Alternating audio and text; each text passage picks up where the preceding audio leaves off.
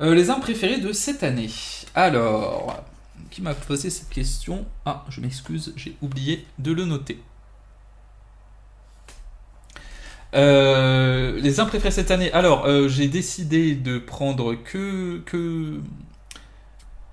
les armes. Enfin, je voulais pas faire une année flottante, c'est-à-dire à partir de juillet 2023, parce que ça aurait fait redite avec, je crois, mon top 5 que j'avais réalisé à la fin de l'année dernière.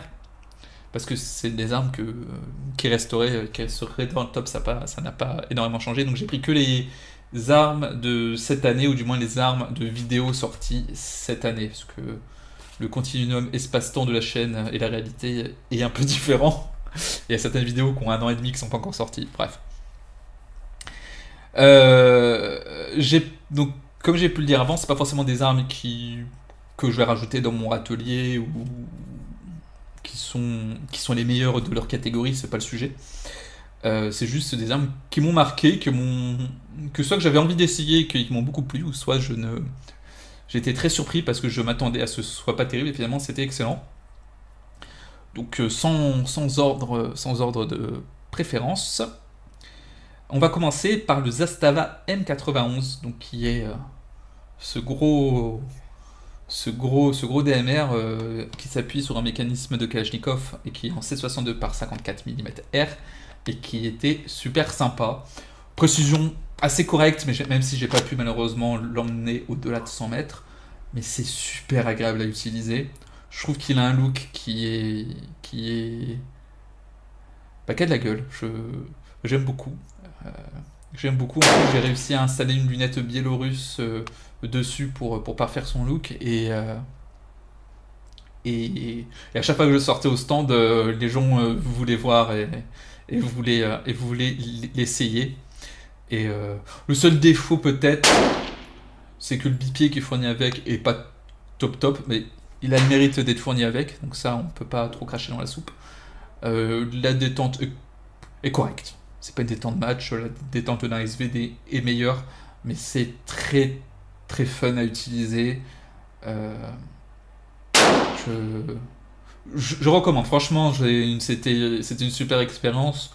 Il est lourd, très lourd, mais bon, vu que je me trimballe, je le mets pas sur mon dos, je m'en fiche un peu.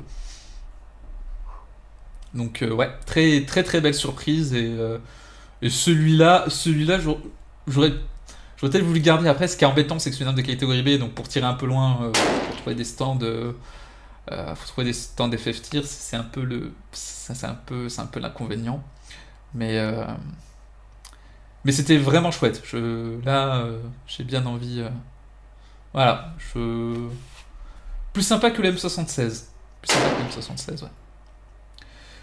Autre, on va rester dans du soviétique avec le TT30, vidéo qui est sortie il y a pas très très longtemps. J'adore tirer avec les Tokarev. Je trouve que le C62 Tokarev est une des cartouches les plus fun à utiliser en arme de poing. C'est vraiment ça aboie, mais ça ne mord pas. Ça fait beaucoup de bruit, ça fait de jolies flammes. Mais ça pousse peut-être un tout petit peu plus que le 9 mm. Mais si vous tirez en 9 mm et que vous passez au C62 Tokarev, ça va pas. Voilà, ça va pas trop vous surprendre. Et, très très chouette, vraiment. J'en rajouterai un à ma collection, que ce soit un TT30 ou un TT33. J'essaierai bien un jour un Tokarev en 9 mm, mais ça m'intéresse moins. Je pense que l'expérience est moins drôle.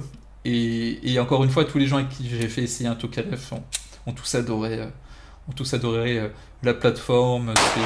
Ce sont très beaux, non, ce sont très bons euh, pistolets. Et en plus, ils sont pas trop chers, donc ça permet d'avoir une arme à la fois historique, assez solide, plus précise qu'on ne pense, à un prix somme toute assez correct. Donc là, je, je recommande. L'autre arme où j'ai sorti une vidéo à partir de cette année, bon, ça va pas vous. Oui, c'était cette année. Je crois que c'était cette année. J'ai un doute. Tant pis, je l'ai écrit, je vais comme le dire. C'est mon Ruger AR 556, parce que j'en suis très content. J'en suis très content.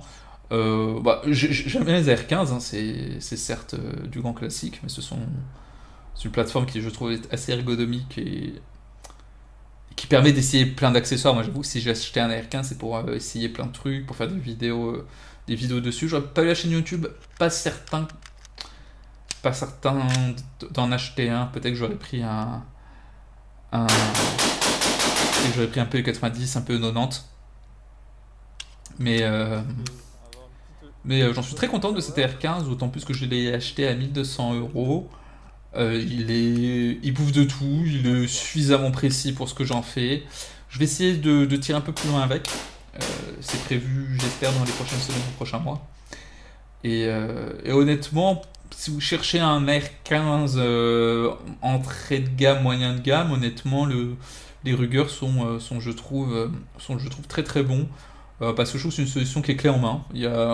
Toutes les pièces qui m'intéressent sont déjà installées, notamment une détente qui est très correcte, vraiment, vraiment bien mieux qu'une mid-spec. Le canon flottant, le garde-main il fait le boulot, la crosse Magpul et la poignée sont très confortables. Donc très très bien. Petit défaut, le frein de bouche d'origine trop bruyant, vraiment très désagréable pour les gens à côté. Et je l'ai changé, j'ai mis un cache-flamme à 2 qui permet aussi d'utiliser le réducteur de son. Et autre petit défaut, c'est le démontage. Les goupilles sont très serrées, et quand bien même il commence à avoir plusieurs milliers de cartouches, il est toujours très serré. Mais bon, je préfère ça qu'inverse. Là, on va passer sur des armes qui m'ont un peu surpris. Une qui est la vidéo de cette semaine, le Glock 26. J'ai demandé à l'emprunter juste par curiosité parce que ces pistolets subcompacts, c'est une catégorie qu'on connaît mal parce que c'est pas vraiment, ce sont pas des armes de tir sportif. Il n'y a pas d'intérêt à avoir un canon aussi court et surtout avec des organes de visée très rapprochés, mais ça reste très intéressant et très fun. Et moi, je me considère davantage comme un tireur de loisir. Moi, ce qui m'intéresse, c'est d'essayer plein d'armes différentes et je m'en fiche que ce ne soit pas des armes de compétition. Mais ça permet également de se rendre compte aussi de ce que ça fait de tirer avec un subcompact par exemple pour les forces de l'ordre qui les utilisent, ou pour les pays où ils ont le port d'armes. C'est typiquement des armes qui sont très populaires et j'ai toujours été un peu curieux de savoir ces petits pistolets, est-ce qu'ils sont vraiment efficaces à distance ou si c'est que vraiment pour du tir très très rapproché. Et il m'a surpris parce que c'était fun. En fait, son seul défaut, c'est que c'était un Gen 4 avec une détente qui était vraiment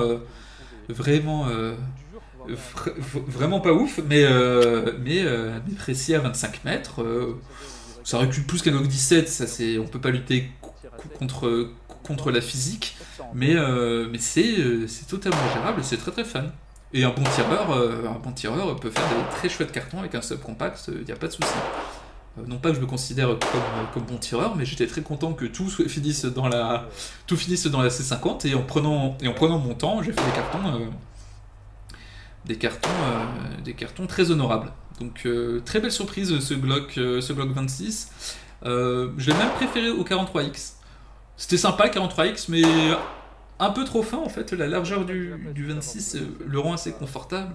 Peut-être que pour les gens qui sont autorisés à le porter, préférons le compromis des Glock 43 et 43X qui sont sûrement plus confortables. Mais pour le tir, très chouette ce Glock 26.